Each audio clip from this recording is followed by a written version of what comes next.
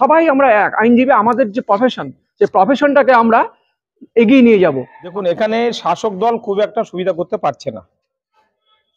বিভিন্ন স্তরে যেভাবে শাসক দল দুর্নীতি করেছে, এখানে আইনজীবীদের ভোট, আইনজীবীরা মূর্খ নয়, আইনজীবীরা যথেষ্ট জ্ঞান রাখে। লড়াই হয়েছে, প্রত্যেক দিন প্রত্যেকটা পজিশনের জন্য লড়াই হয়েছে, প্রেসিডেন্ট ছাড়া বাকি সমস্ত পোস্টেই আমরা লড়াই করেছি। আমার মনে হয় যে first time in high court history সাবামের নিশ্চয়ই কয়েকজন প্রতিনিধি এই ভোটে অবশ্যই জয়লাভ করবেন। কারণ এবার আপনাদের বলি, অন্যান্য যে সমস্ত কোর্ট রয়েছে, আমাদের কাছে খবর এসেছে বারুইপুর কোর্টের সেক্রেটারি তিনি জিতেছেন, আরো অন্যান্য কোর্টের বিভিন্ন পোস্টে সাবামের যারা প্রতিনিধি তারা জিতেছেন। সুতরাং হাইকোর্টেও আমরা জয়লাভ করব, সকলেই ওয়াকিবহল। তার সঙ্গে সঙ্গে শাসক দলের যে ট্র্যাডিশন, যেটা অন্যান্য পঞ্চায়েতে ভোটের কথা বললেন বা অন্যান্য ভোটের কথা বললেন, যে ভোটকে আমরা ছিনিয়ে নেব, রিগিং করব, এখানেও সেই প্রক্রিয়া ওরা অব্যাহত রাখার চেষ্টা করেছিল। আমরা বিশেষ করে আমি সারা বাংলা আইনজীবী ঐক্য মঞ্চ বলে একটা মঞ্চ বানানো হয়েছে, শাসক দলের বিরুদ্ধে এবং সাম্প্রদায়িক শক্তি বিজেপির বিরুদ্ধে আমরা একজোট হয়ে কালো কোটের লোকরা অর্থাৎ উকিল বাবুদের একটা জোট, একটা ঐক্য আমরা করেছি। কতটা জেতার বিষয়ে আশাবাদী, কিরকম ভাবে ভোট হবে? দেখুন, আমি 88 সাল থেকে বিভিন্ন রকম ভোটের সঙ্গে যুক্ত।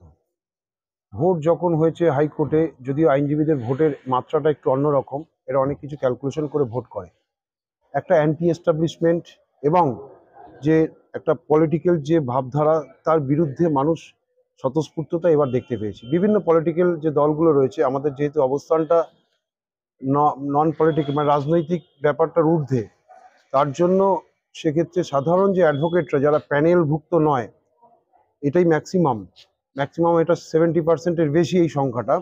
এই সংখ্যক যে আইনজীবীরা রয়েছে তারা ভীষণভাবে চাইছে যে হাইকোর্টের যে এনভায়রনমেন্টটা রাজনৈতিকীকরণ না হয়, এই রাজনীতিকরণের বিরুদ্ধে। এবং যেহেতু একটা রাজনীতির জায়গাটা একটা নিজেদের মধ্যে সম্পর্কটাকে নষ্ট করছে, এই কালার কোর্টের যে জায়গাটা থেকে গত বছরে যে ভোটটা হয়েছিল, যে বিভিন্ন রাজনৈতিক দলের নেতা নেত্রীদের ছবি লাগিয়ে হাইকোর্টের ভোট হচ্ছে, যেটা খুব দৃষ্টিকটু লেগেছিল। এবং তার পরিপ্রেক্ষিতে এবারের যে ভোটটা, এটা কিন্তু মানুষ আর একটা জবাব দেওয়ার প্ল্যাটফর্ম হিসেবে মনে করছে।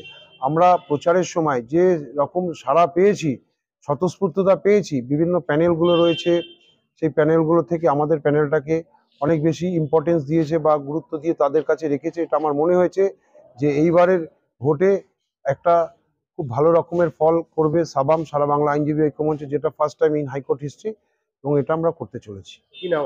আমি সঞ্জয় কুমার দাস, সারা বাংলা আইনজীবী ঐক্য মঞ্চ সাবামের সভাপতি। এখানে আমরা সাবামের পক্ষ থেকে প্রার্থী দিয়েছিলাম ভাইস প্রেসিডেন্ট এবং ট্রেজারার পোস্ট এবং কমিটি মেম্বারের। প্রথমবার হাইকোর্টের হিস্ট্রিতে এই প্রার্থী দিয়েছি। এবং এখানে যেটা আমাদের অভিযোগ ছিল, শাসক দলের তৃণমূলেরও অনেক অংশে, যেমন 600 জনের মতো তৃণমূলের যারা স্টেট প্যানেল, তাদেরকে বাদ দেওয়া হয়েছে। সেখানে শ্রমিক বাগচি, যে আমাদের ট্রেজারার পদপ্রার্থী, সেটা প্রথম থেকেই একটা প্রতিবাদ করে এবং সেই মর্মে সে চিঠি চাপাটিও করে। পরবর্তী ক্ষেত্রে তারা প্যানেলের লোক বিভিন্ন প্রলোভন দেওয়ার চেষ্টা করে, আমাকেও বলা হয় সমর্থন যাওয়ার। সেক্ষেত্রে আমি আমার লড়াইটা দিয়েছি এবং লড়াই খুব ভালো হয়েছে। সাবামের প্রতিটা প্রার্থী খুব ভালো লড়াই দিয়েছে, হাইকোর্ট হিস্ট্রিতে প্রথম, এবং নন পলিটিক্যাল যারা আইনজীবীদের স্বার্থে কাজ করে। আমাদের প্রথম হচ্ছে ভাইস প্রেসিডেন্ট পদে আমরা প্রার্থী দিয়েছি, ট্রেজারার দিয়েছি এবং 5টা আমরা কমিটি মেম্বার দিয়েছি এবং সেক্রেটারি দিয়েছি হাবিবুর রহমানকে। তো এই পোস্টগুলো আমরা প্রতিদ্বন্দ্বিতা করেছি এবং আমরা যথাযথভাবে আমরা আমাদের বেস্ট এফোর্ট দিয়ে লড়াই দিয়েছি। এবং রাজেশ সেন অ্যাসিস্ট্যান্ট সেক্রেটারি এবং আরেকজন ইমতিয়াজ আহমেদ বলেছি ভাইস প্রেসিডেন্ট। আমাদের ইমতিয়াজ ভাইস প্রেসিডেন্ট, ট্রেজারার দুটো, আর এইদিকে আপনার অ্যাসিস্ট্যান্ট সেক্রেটারি কটা দিয়েছি? টোটাল 9টা দিয়েছি। 14টার মধ্যে 9টা দিয়েছে। হ্যাঁ, এবং হাইকোর্টের হিস্ট্রিতে এটা প্রথমবার।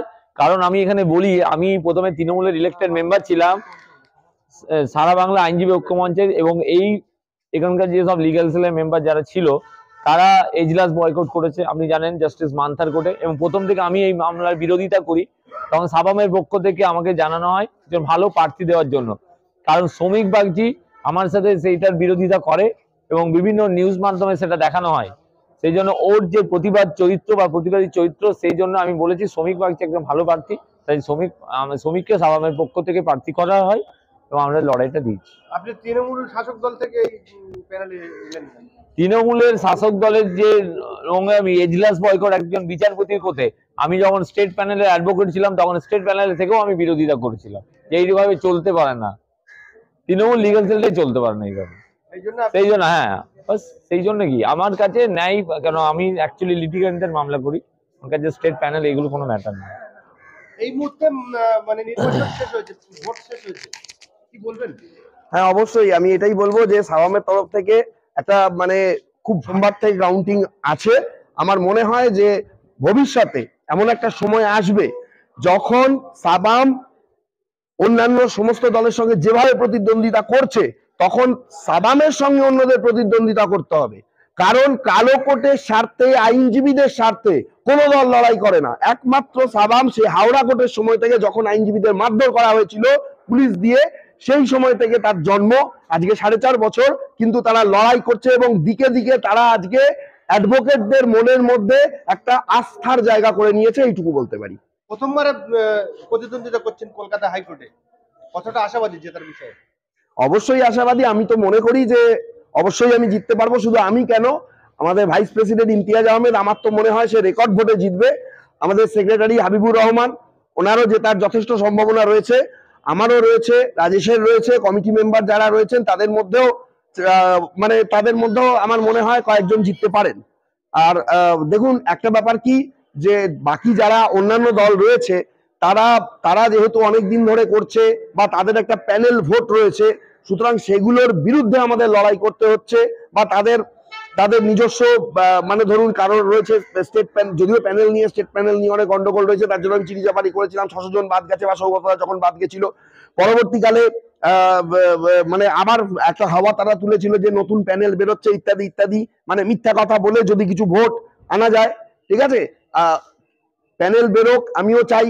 কারণ হচ্ছে যে যারা প্যানেল থেকে বাদ গেছেন, অন্যায়ভাবে বাদ দেওয়া হয়েছে এবং তাদের কোনো কারণ দেখানো হয়নি, সুতরাং তারা আমাদের ভাই, ব্রাদার, কলিগ, দাদা, দিদি, সবাই একসাথে আমরা কাজ করি। আমি শুধু এইটুকুই বলবো যে লড়াইটা ভালো হয়েছে এবং তাদের সঙ্গে টক্করে সমানে সমানে লড়াই হয়েছে। বাকিটা ভোটের রেজাল্ট বেরোলে আমরা দেখতে পাবো। আচ্ছা, বিধানসভা ভোট নয়, কোনো কলেজ, স্কুল, পাঠশালার ভোট না, স্বয়ং কলকাতা হাইকোর্ট, যে জায়গাটায় মানুষের বিশ্বাস, আস্থা আছে, সেই জায়গায় ভোটে তো শাসক দলের বিরুদ্ধে দুর্নীতির অভিযোগ, বিভিন্ন রকম ভাবে বিরোধীদেরকে হেনস্থা করার অভিযোগ। আইনজীবী হিসেবে আপনি কি বলবেন? এবং সেখানে শাসক দলকেও আমরা রুখে দিয়েছি, বিজেপিকেও রুখে দিয়েছি, এবং মানুষ অর্থাৎ আমাদের যে মাননীয় অ্যাডভোকেট মহাশয়রা এটা বুঝে গেছে, এরা নিরপেক্ষ, কোনো রাজনীতি চাচ্ছে না, ব্ল্যাক কোট, কালো কোটের সাথে যারা কথা বলে তাদেরকে ভোট দিচ্ছে। এই যে আপনাদের প্যানেলে কি অরুণাভ ঘোষ মহাশয় আছেন নাকি? না না না না, উনি আমাদের এই যে আমাদের বোর্ড চলে যাচ্ছে, এই বোর্ডের উনি হচ্ছেন প্রেসিডেন্ট। আমাদের বার অ্যাসোসিয়েশন